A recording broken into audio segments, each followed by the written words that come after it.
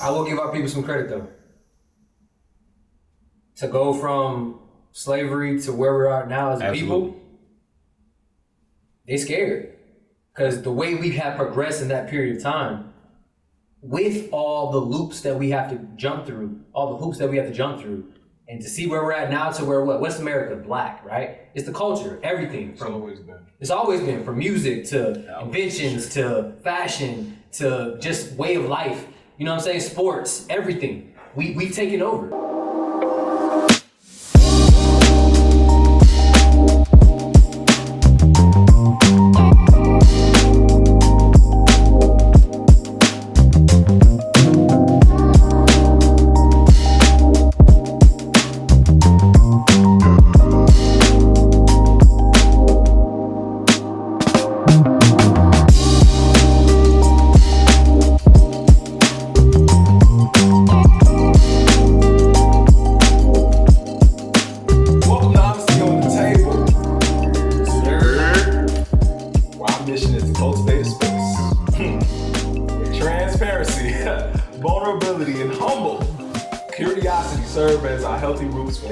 Collective progress. Boy, don't we have an episode for you. We was cooking. We were cooking before the pre-production to the production. Time has been pushed back because we've been cooking on this topic. This might be our shortest episode. Yeah. This may be our shortest episode. We talked for 30 minutes prior to it. But boy, man, we got all right. So as we gear up for this topic, we're going to go ahead. All right, we're going to be respectful of our Let's Break Bread. We're going to be respectful of our self-awareness is key. But we really got to get to this topic. Exactly. We got to get to this topic of Black progress and Black regress. Mm-hmm. All right. So we are in 2023. 2022 just closed out. So we got a lot to talk about. We got a lot to reflect on. We got a lot to look out for, right? But right now, let's start with self-awareness is key. Gentlemen, how are you doing? How you feeling? How's your week? How's your mind? How you doing? Yeah, slow motion. We going into a new beginning. Every day. So I think it's been a lot of developing and a lot of great things that have been happening in the past couple of weeks. So for sure, I'm good. So I would say going into this new year, bro, like I'm really, really focused on just like self accountability. Mm-hmm. I felt like I've lacked that a lot. And I'm not even talking. I'm just talking about for me, like looking at the man in the mirror, like, hey, bro, like, So I'm very big on that, man. So self accountability and also like sitting in stillness. Mm-hmm. I feel like I've pushed a lot of my problems, a lot of things I need to work on by just staying busy, working on business, job, school, whatever, like just been so focused on it. So those are my two things, bro. Last year, the military contract, brother. Yeah. Yes, sir. 6 more months, man. Woo! Come on over to the team. 11 years, boy. Let's get it. That's right. For me, per usual, I be chilling, right? But, for the new year, not to sound cliche, but just a new me, a better me, a more disciplined me, a more resilient me, a more controlled me, a more just a better me in general within God's path.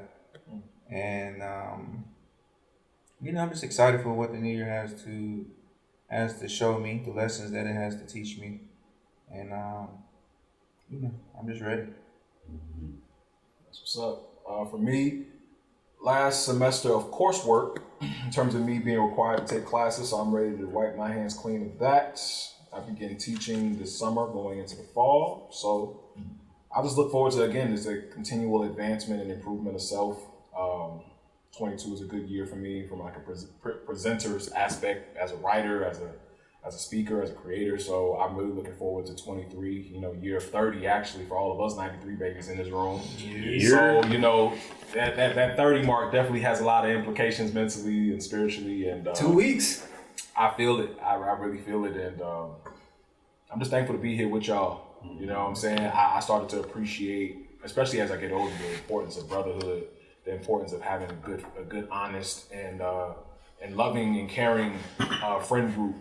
And, folks always say, it's good to have great people around you and to be around folks that you would like to be like or learn from. And I'm very fortunate to have y'all in my corner and for me to be in y'all's, man, for real. So I really look forward to all the things that's to come for us in this new decade of life and, brick by brick, man, day by day.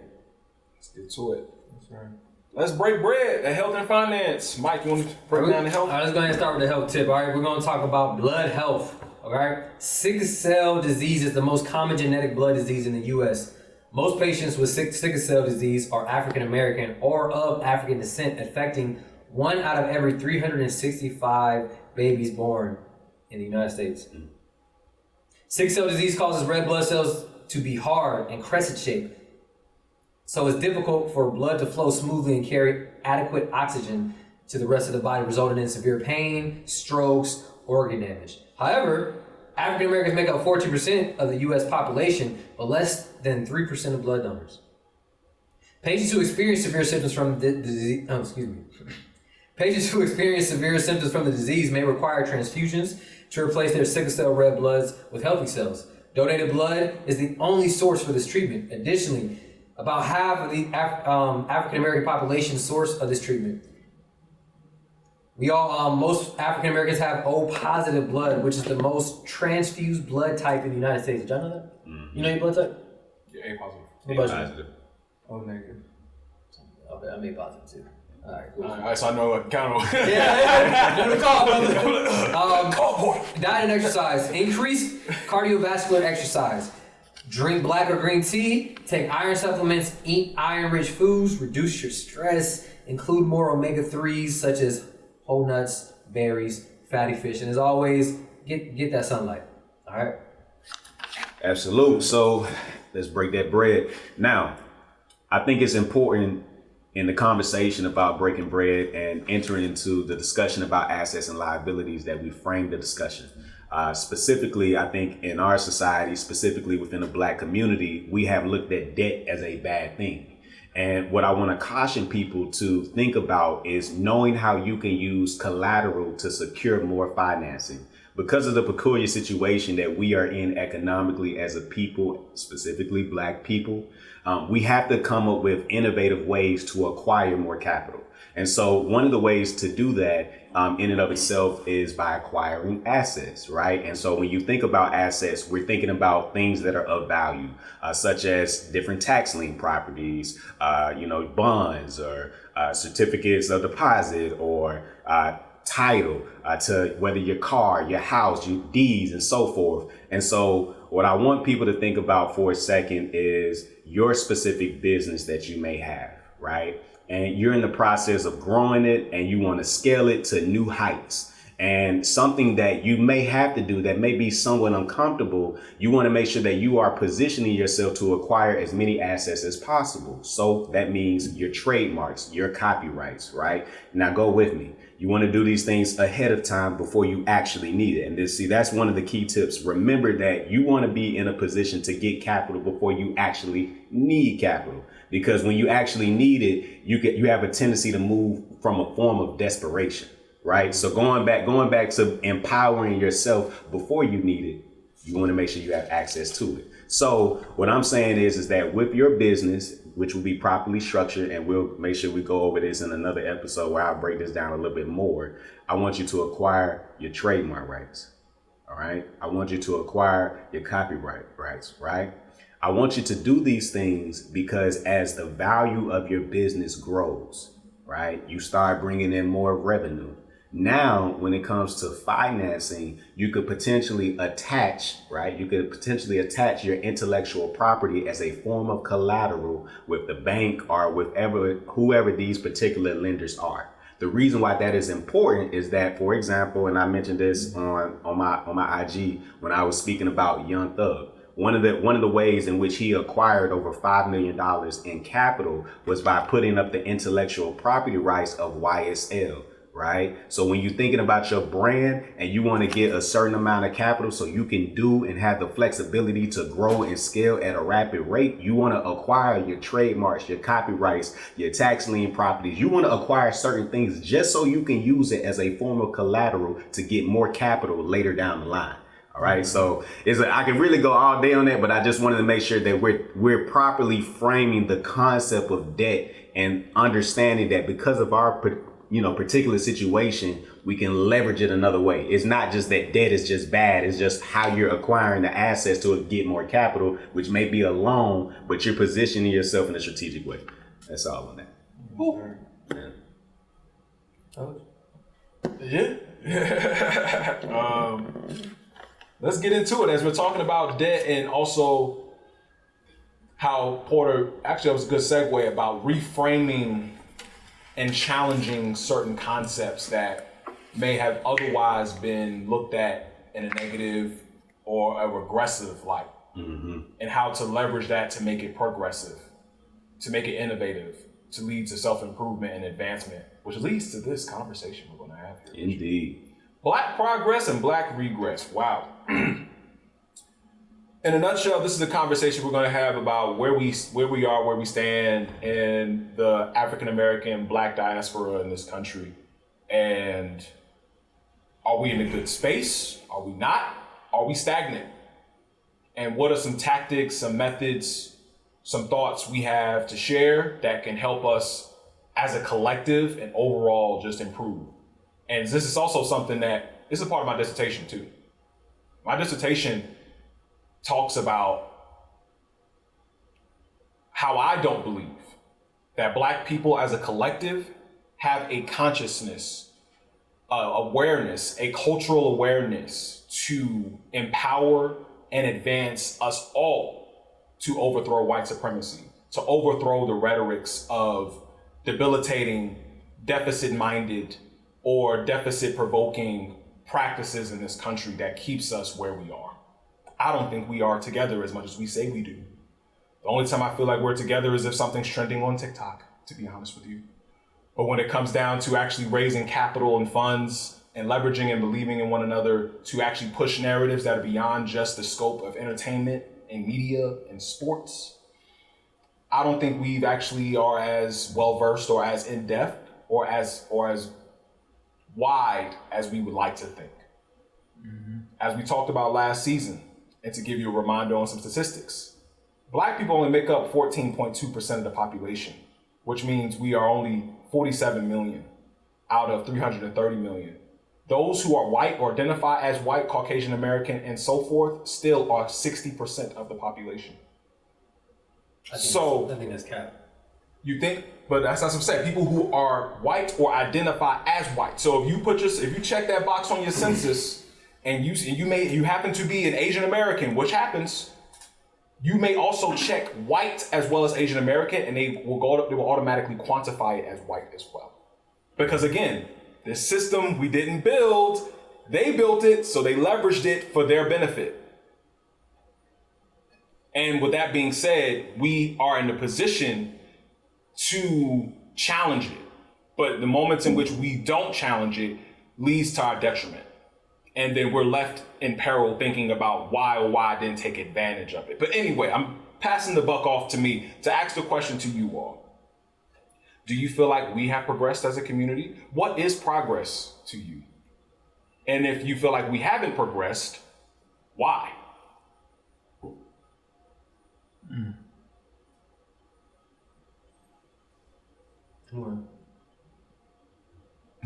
It's kind of hard to really say. I think that's a good question. Like,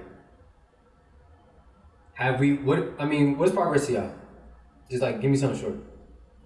Like, okay, so slavery started 1619.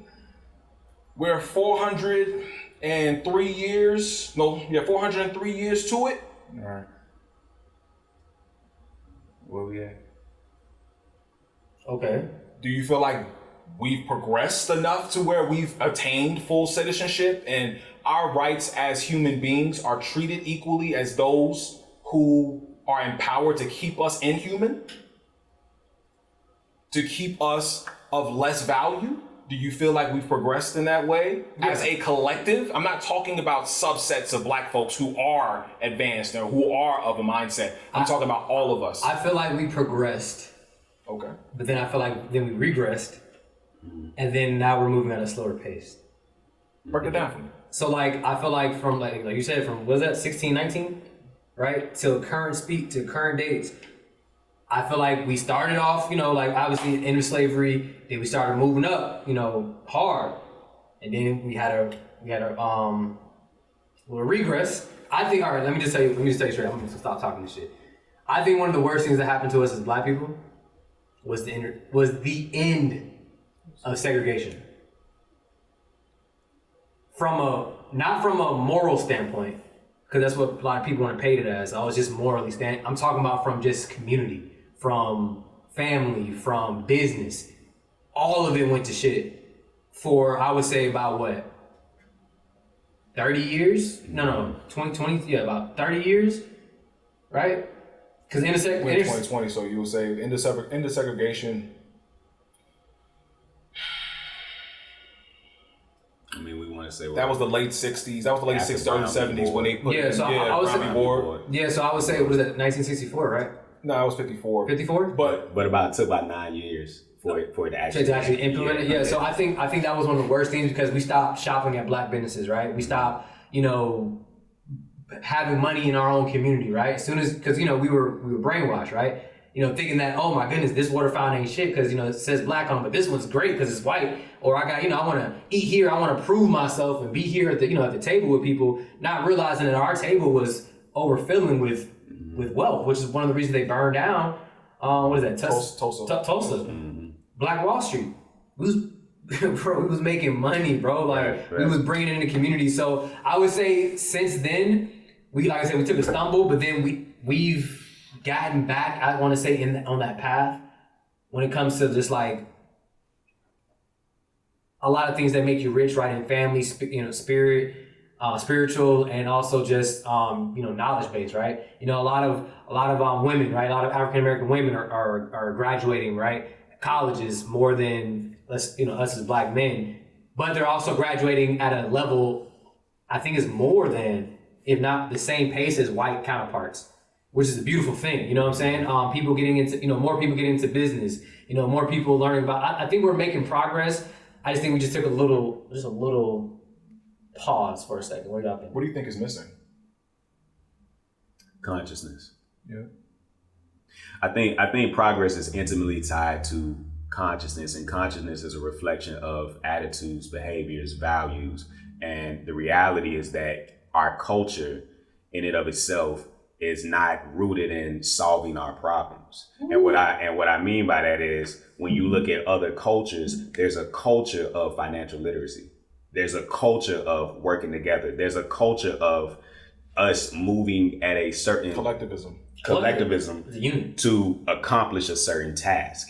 And the difference for us is that we move as individuals. So individually, we're graduating. Individually, we're making money. Individually, we're having our own businesses, but we're not looking at ourselves as a nation. And the lack of nation concept building is leading to our demise. And that's where we are as a collective right now. And it's unfortunate because we have so much education, and you got YouTube and Google and all these different platforms and access to colleges and HBCUs. And, I'm pro-Black and all these different concepts, but the actual act of thinking and behaving in that is not the same. And then the other aspect to that is if you have progress that is a reflection of the consciousness, then the consciousness in this particular society has a power dynamic. And the power dynamic that our people do not want to address are those that are in the position of power, because we have not addressed how do we disempower them to empower ourselves. Because the reality is that we saw what happened with Tulsa.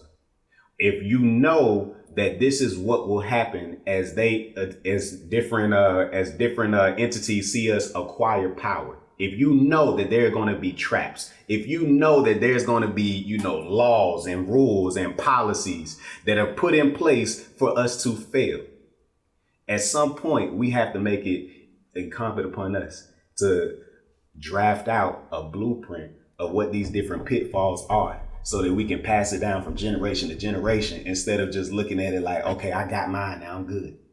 And that's where we are as a society, because, and we was going to touch on this in another topic, but when I think about the hood, right, I think about the movie The Lion King.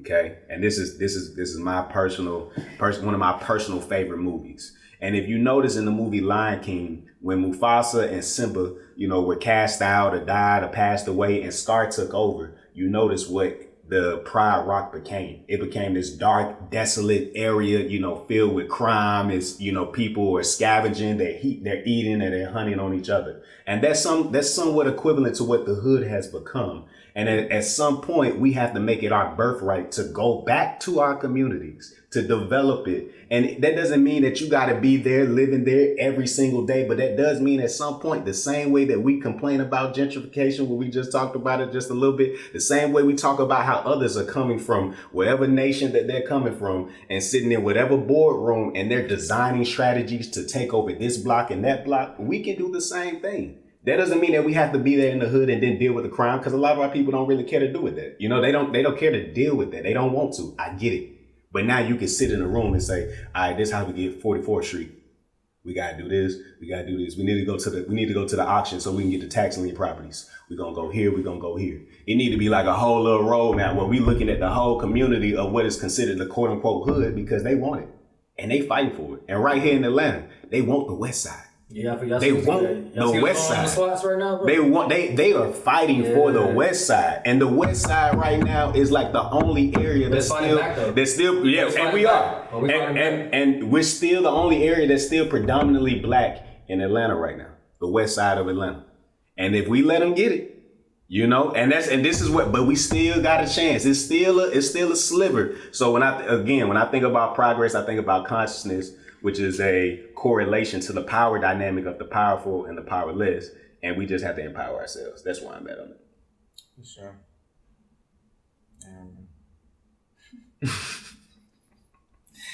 I don't even know what to say at this point, bro, because that's exactly kind of how I feel about the consciousness. Because at the end of the day, consciousness will equal the progression that we seek. Mm-hmm. And then to piggyback based on what you said, it's just the selfishness in the individual mindset, that there is no collective progression. And again, as we said about in the last season about the blueprint. Bro. Right, bro. We've been saying it, bro. Because at the end of the day, they always show their hand. So why we don't know? Why there's never been a plan that's set? Because they show their hand. We might react to it. We might have a little progression, then we regress because they done formulate a new plan. So where's our formulate a new plan, and where's our rethinking to, again, get back in that position and keep moving in that position? And again, like you said, we put ourselves in those rooms, in those meetings, and get our hands into things. Then if we know the plan, and then we have those leaders that can just push that motive and that consciousness to everyone else as a collective, then we can keep up. The problem is we can't keep up. Because by the time we get to where we need to go, they are already 10, 20 years ahead already.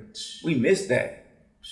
So that's why it's like, to me personally, there's really, like you said, a slow progression. But it's only a slow progression because, then again, like you said earlier, during the pre-production, they played in the long game. Mm-hmm. But we keep chopping it up, playing the short game. We can't catch up, bro. I will give our people some credit though. To go from slavery to where we are now as a people, they scared. Because the way we have progressed in that period of time, with all the loops that we have to jump through, all the hoops that we have to jump through, and to see where we're at now to where West America, black, right? It's the culture, everything. It's always been from music to inventions to fashion to just way of life. You know what I'm saying? Sports, everything. We've taken over. That's the part that's so maddening to me, is that this country wouldn't be built without us. But yet we still treat ourselves like tenants. Mm-hmm. That's because we're not here, bro. I think that's another big issue too. Let me say that louder. I don't know if the mic caught that. We act as if this country was built, that was not built by us, but we still act as tenants. That's my problem. We constantly question our power. White, I'm a race scholar, so I'm about to get to it.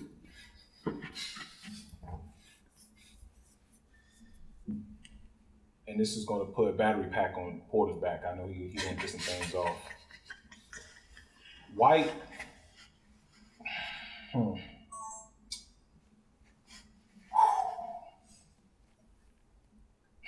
This is something that a professor of mine, Dr. Veronica Newton, she at State, she a race scholar as well. She OG put me on. She was like, "What is white identity in America? If it's not in relation to them subjugating or appropriating some other culture or race, what is whiteness? What is white identity? What does it mean to be white? If it has nothing to do with them subjugating violently, institutionally, or appropriating violently or institutionally of other people. They do not exist without us. I'm just going to put it plainly. If Black folks were to boycott socially and financially, this country as we know it will perish. You have Democrats, just got out of an election year, Democrats running around saying, I don't think the Black vote is going to be as strong as it was before because of everything that's been happening in Biden's current term right now. I don't think that they're bought in to just checking the D next to the respective representative anymore. You wonder why? Because that consciousness is starting to burgeon a little bit, starting to build. It ain't hot yet. It's starting to build. It's getting to a point where Black folks are starting to see, like, we're casting our vote. We've been casting our vote for y'all term in, term out, but you haven't done anything explicitly for us. You haven't done anything explicitly for our children. You haven't done anything explicitly for our institutions. You haven't done anything explicitly for our communities. The very same communities that are no different from the white communities, that are no different from the Asian communities, who constantly benefit one way or another from certain policies and certain provinces and certain initiatives. But when it comes to us, we don't get as much funding, we get pushback, we get delayed, we get overlooked, we get overturned. Aren't you tired of that? Aren't you tired of that? Of knowing that you're constantly getting spit in the face by the people you serve and you feed and you nourish? Why don't Black people see that? Why do we constantly question our power and potential when it's been staring at us in our face since we were brought here? That them motherfuckers didn't go out there in the plantation and do it. Them motherfuckers didn't build those houses. They didn't build these monuments. They didn't make mac and cheese. They didn't do anything. I'm sorry. I'm saying that shit for real, bro. My voice breaking and everything, because that shit, they didn't do shit but appropriate and subjugate systematically and institutionally. To Mike's credit, and I agree with him, it's very smart. It is. Smart, bro. But anybody who's ignorant and is left in isolation long enough is. If you're ignorant and you're left in isolation to do whatever you want to do, over time, it may come out to be you being smart. But no, you were ignorant and you were moving in isolation and you were doing whatever the hell you wanted to do. And to your credit, white supremacists, white supremacy, I tip my cap to you. Because now we have to work overtime to try to fortify and create this consciousness that, hey, white supremacy can be eradicated. White supremacy can be overthrown. You know why? White supremacy doesn't have to be overthrown and challenged by us going and doing all these other things to blatantly challenge white supremacy. All we need to do is start with ourselves. Mm-hmm. That's another issue too. We constantly fight outside. We constantly are shooting and fighting outside of where we currently stand, where we need to go ahead and clean up our own house. We need to clean up and refurbish and innovate within ourselves.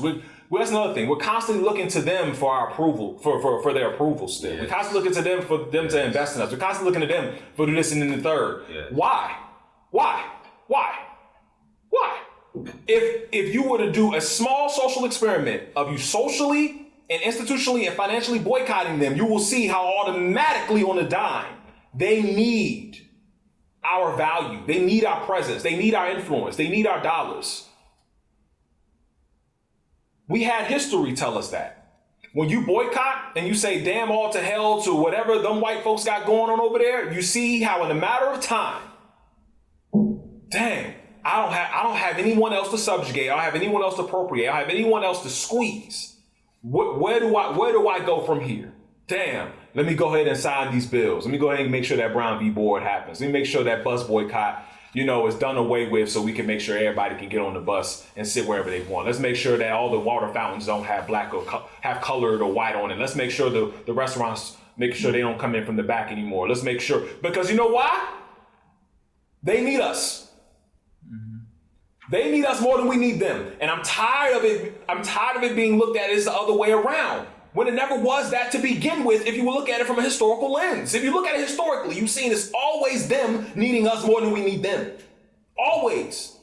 But yet we've been indoctrinated to think that we need them when we don't. What we do need them to do is stay the fuck out of our way. That's all we ever wanted. Stay the fuck out of my way. Don't let your ego, that's all it ever was. It was ego. Napoleon and them niggas went over there and they saw what we had going on in Africa and shit, in the West Indies. They saw what we had going on and was like, damn, they got a calendar system. They got a sanitation filtration system. They have this, and the third. Well, whereas over here in Europe, we have yet to even advance in those areas. We have to come over here and copy it. We have to come over here, instead of copying, instead of learning from the ground up of how these systems were sustained, they instead came in, appropriated, raped, maimed, killed, enslaved, and then copied it that way. Their ego was too big for them to just say, hey, I need some help. Instead, I'm just going to take your bodies and commodify it. I'm going to take your bodies and I'm going to rape and pillage and maim and do what the fuck I want to do until I find my answer. And then I'm going to sit here and say, I'm more superior than thou. What? They needed us. We never needed them. Isn't it crazy though how 13% you say we make up population?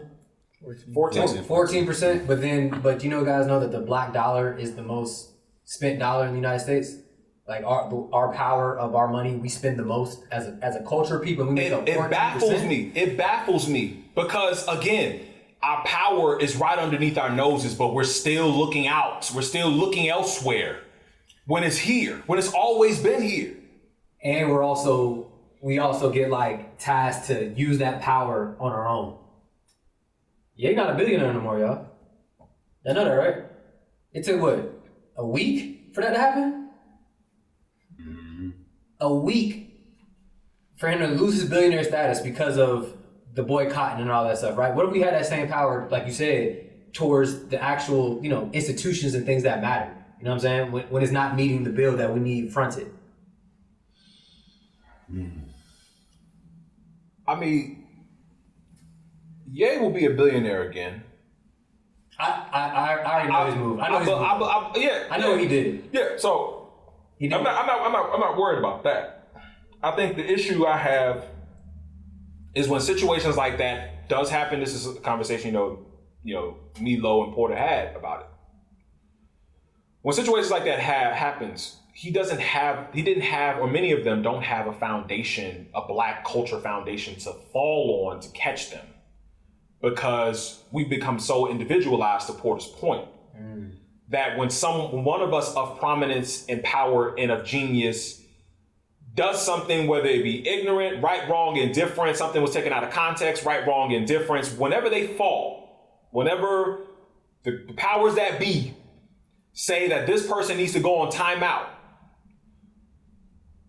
instead of them going to a corner of open arms of support from their community in which they bred from, they instead are going to a corner of darkness, a corner of being alone in isolation. And that doesn't help them either.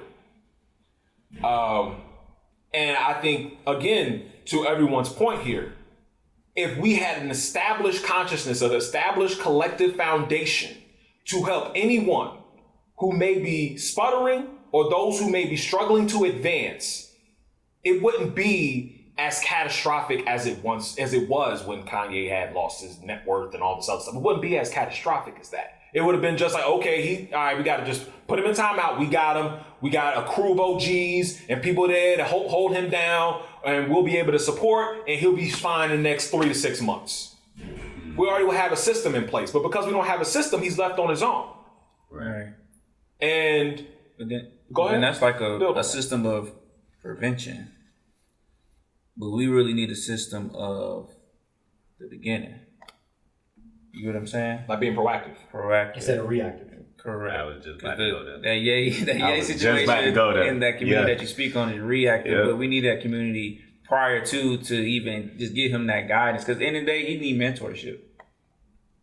Yep. Because he has the right ideas, but he don't have, again, like they were saying on Drink Champs, he don't have the strategy to truly express. And then, But not everybody needs, like you said, not everybody needs that. and then again, he can take his genius, but Ye don't have to be in the forefront. Facts. So maybe he need a spokesperson to like a little mini Ye. He need a spokesperson, and then he stay in the back and work his magic that way, like he do with all the rest of these companies. Technically, Well, like what you said, going back to the culture. When we talked about it earlier, and I kind of said it in my breath, but I was like, we need healing as a people, right? I just go back to I guess my own personal just the way I grew up, right? If you look at other cultures, right? Asian cultures, Hispanic cultures, hell, I would even say white culture, right? When your kids are growing up and you're giving them those foundations, and it's about that time to take that next step into adulthood, right? What happens? Usually, they stay home, right? Everybody stays home. Everybody's together. Everybody's moving as one, right? Asian people, they come over, from wherever they get here. They open up businesses together as a family. Okay, we're gonna start your business. Once that's completed, we're gonna move on to your stuff. Once that's completed, we're gonna move on to this one. They move as a unit. When I was graduating high school, I couldn't wait to get the hell out of the house. I could not wait. I was out of the house like 2 months before I graduated. But you know what's so funny? The source of that kind of culture or that kind of practice to kick kids out at 18, like you said, it's not happening in any other culture. Why is it happening in ours? That was by design. It's by design.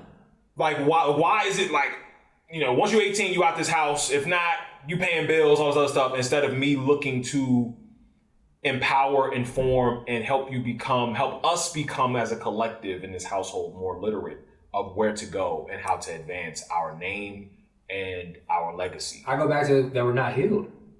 Cause I moved out like that based off of emotion. You know what I'm saying? Based off of the way I grew up, the lack of, my parents' inability to, address certain things to me that I needed at the time. You know what I'm saying? So we're not healed as a people. And until we get healed, we're gonna keep moving out of fear. You know what I'm saying? We're gonna keep moving out of emotion instead of moving out of, I would say, a collective of, okay, you know what? Like us growing up, like us right now, right? Like us becoming parents in our parenthood, right? We've learned those mistakes. We've done our healing. We've gone to therapy.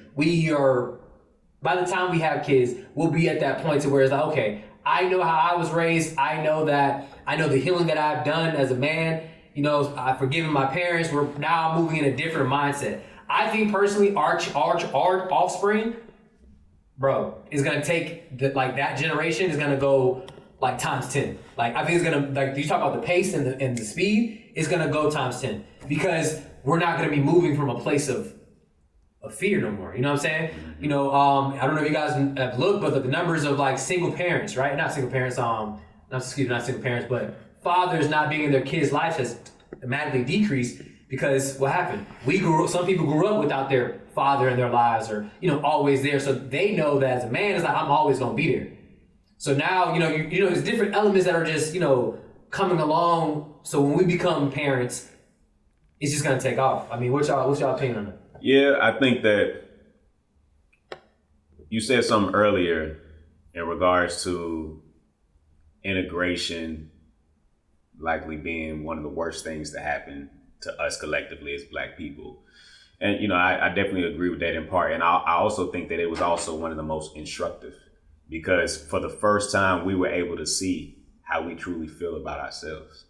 Mm-hmm. And by examining the culture of what our people did after believing to have equitable access to these opportunities, we are able to assess how bad the pain actually is.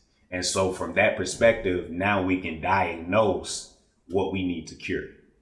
And I think that for us, we've never cured that. Going back to the healing concept, we haven't cured it. And even though we've had individually, whether it's a president or a mayor or a billionaire, individually, we've achieved certain success professionally within our own careers. As the Honorable Elijah Muhammad and Louis Farrakhan have said again and again and again, no one man can rise above the conditions of our people.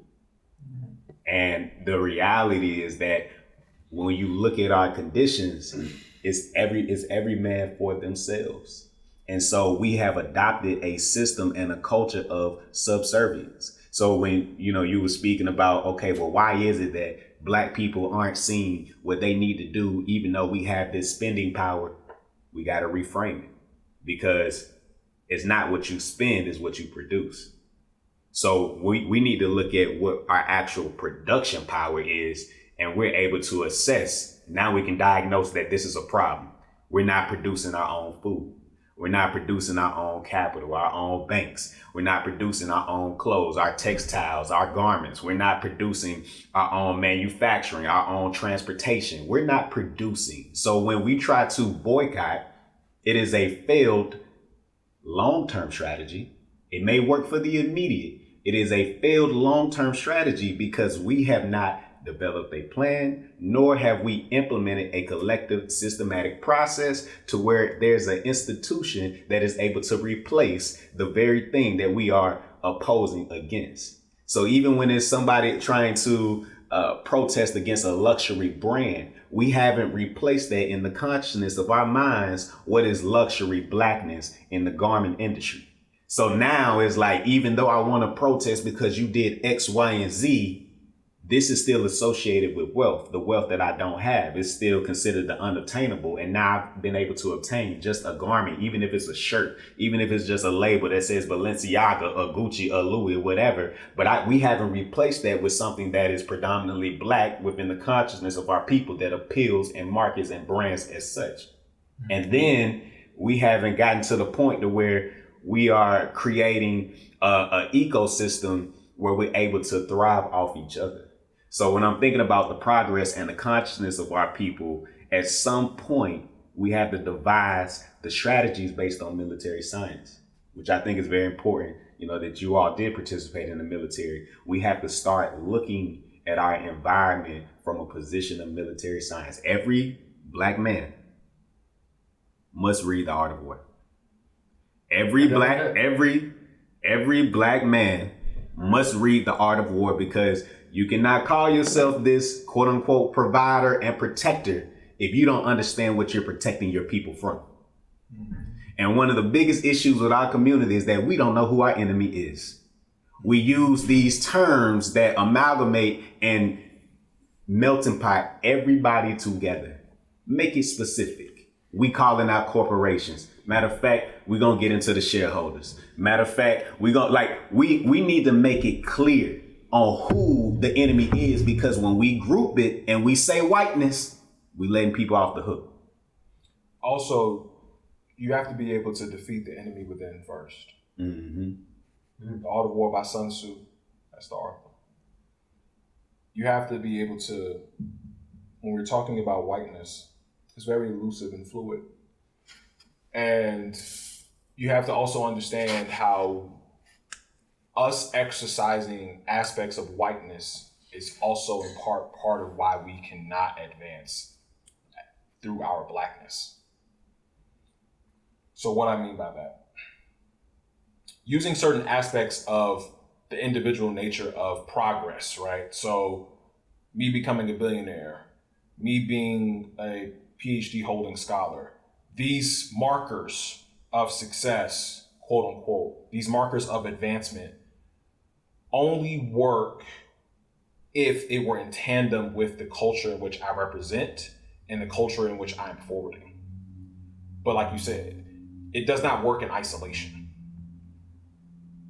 Because to Angela Davis' point, if we all aren't free, none of us are free. So you can have the means and you can have the institutions, you can have the influences, but if you're not putting people in position and if you're not empowering them to think differently, to reframe that mindset and to challenge the nuanced nature into why we hold Balenciaga, Louis, and all these other places so dear when we have a Dapper Dan, when we have creators and stylists who curate better products actually in our own community, but yet we still hold this superiority complex to whiteness. That is where that shift needs to happen. And that goes right back to our lack in collective faith and belief in ourselves. But yet, we still say we have to defeat the enemy. But once we do that, we find ourselves spinning in wheels because we have not defeated the enemy that has been ingrained in us. Mm-hmm. So back to what you said about a second ago. How did you feel about when Virgil went to go for Louis versus his strategy? I thought versus his Off-White brand? I thought it was I don't know if anybody read the book. It's a great book for me. The Spook Who Sat by the Door. Mm-hmm. I thought it was that. I thought he was going in there. He was doing what Kanye West wanted to do, but Kanye West was immature and too loud about what he was doing, which was good. I like Kanye West for the fact that he does tell you what he's about to do. He does inform you and say, hey, the underlying things of this is problematic, and I'm gonna go in here and try to do this, and this. But yay, you're leaving yourself on a hill because you got a lot of black folks who can't support you because they're afraid. I think it's strategy though. Virgil was going in, but Virgil was going in because he maintained, he had the relationships that Kanye had. He had more relationships that Kanye had. He also was a producer, so he was producing work. And he did not hold back in terms of who he was collaborating with and who he was producing for as he was continuing to navigate as well as ascend within these places of whiteness and superiority so he can create it and curate it for himself. And that's the point I was saying And about that was Kanye being behind the scenes. Yeah. But I also think that I kind of thought that when he did that, I think his own personal brand took a hit. I thought Off-White, just the brand itself, took a hit when he decided to go do that for Louis. I don't think so. Just in the sense of one, creative designs, right? Two, the exclusiveness of his brand, because that's everybody wanted it. Like that's why he became the head person, right? Everybody, we need what you got in your head for our company. You know, and I'm not gonna sit here and get on the man because Louis come to me talking about, hey, we want you to come be the head. I'm gonna take that opportunity. It might have been a dream of mine, all along, right? So I get that concept of what you're saying. I still think Kanye West stuff. I think he just did a fire sale. Honestly, I think that what he wanted to do. I think what Kanye West did. People like let's be honest, like real shit, y'all. To become a billionaire, you are not a dumb nigga, bro. And we keep looking at Kanye as this dumb nigga, and I don't believe it. I think he just did a fire sale. You know what? How can I get out of all my deals? Absolutely. How can I take Yeezy and become Jordan, like how he did with Nike? Obviously, Jordan did it in a correct way, in a positive, in a way to do it. But he's like, you know what? How can I get out of this contract? And Yeezy just be me. I own this 100%. Mm-hmm. I think that's what he did when he came to that stuff.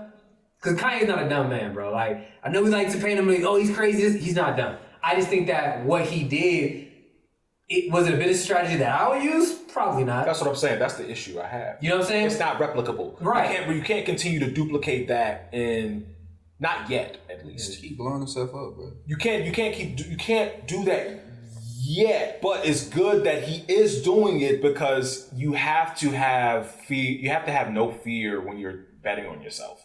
You have to have no fear when you are challenging the system. But back to my point, if you don't have a collective foundation to fall back on, or to say, hey, all of my young boys and young women who are 11, 12, 13, who are also creatives and innovators in their own way, here are other mechanisms and ways in which to skin the cat too. You don't have to all do that, but at least if you had a system or institution or culture in place that can help reify the fact of challenging the systemic nature, the oppressive nature of where we are, I think that will be all the more impactful.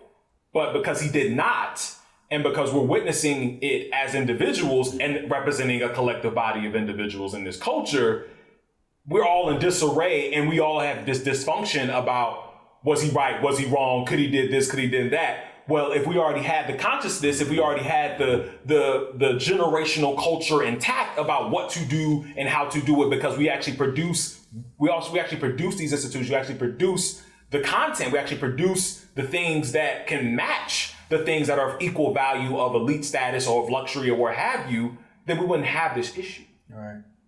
Yeah, with 2 quick points. So the edification of Black individual progress, when we speak about Virgil and Kanye, I think it's important for us to understand from a military science standpoint that we as people, as Black people, we tend to value them more when they attach themselves to whiteness. Right. So because they attach themselves to Adidas or to Nike, it's a Drake and Nike collab. Like when Blackness is attached to the corporate white hierarchy or structure, we tend to buy into it more. So now, as a strategy standpoint, now somebody can go off and do their own thing because my people see that I can do it with them too. And now they buy into me doing it by myself. Because we've had, the FUBUs and the Rockawares and the Sean Johns, but they haven't been able to last like a Polo. And so that's something. Sean John's to the wrong, brother. I know, I'm not. But you get what I get what you're saying. It's a Sean John, it's Polo.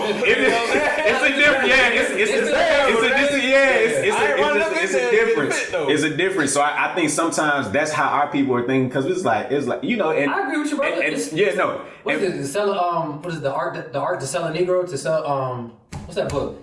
That one white dude wrote how to sell to a Negro. Basically, like, make it seem like, right. He feels good about it, make, like you said, attach it to the whiteness. So I get you. I'm following. What's the second one? And then the other part of that, I wanted to definitely finish out the African proverb that Jalen started. If there's no enemy within, the enemy outside can do you no harm.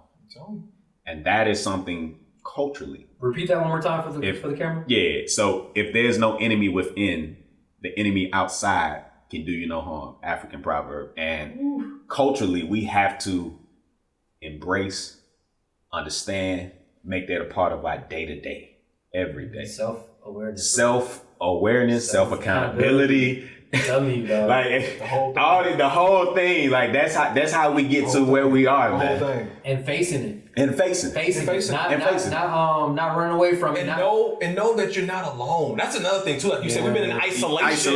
Yeah. We've been in isolation, but it's like I said on the onset during our self-awareness, like I'm glad I have y'all, man. So because I know we all on the same mindset. We're still challenging one another, even in our disagreements, but even our disagreements still reaching agreements at the same time. Exactly. That's why people need to continue to have conversations with people of difference, because of different mindset, because that helps formulate a certain level of intellectual capacity that expands, a certain level of human possibility that grows. Mm-hmm. But you have to challenge yourself to look outside of your own purview.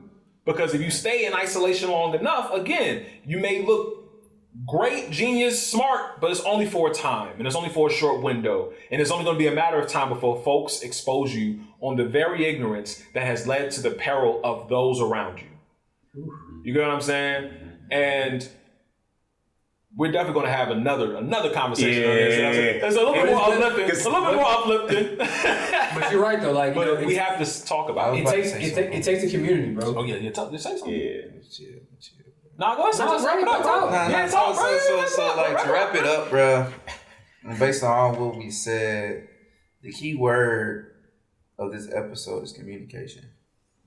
So that's communication amongst each other, communication with yourself, communication to support their brother or sister.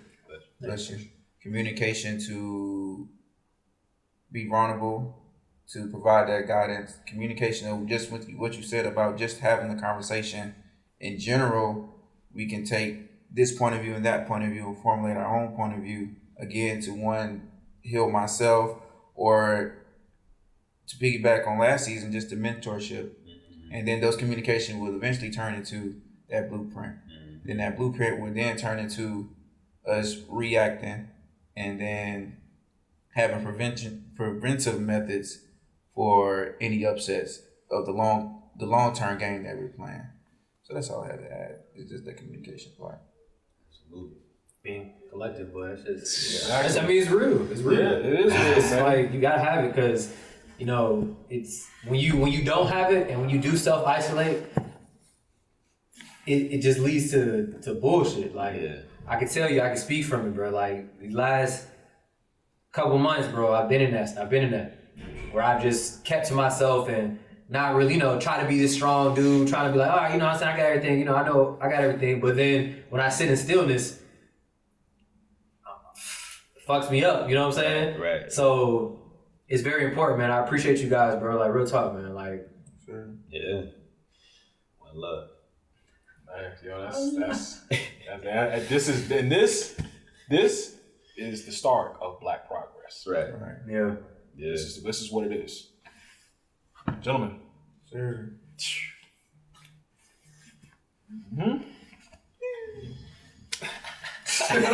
I will talk about that later.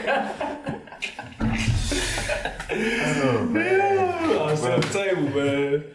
We out. Yeah, man. Yeah.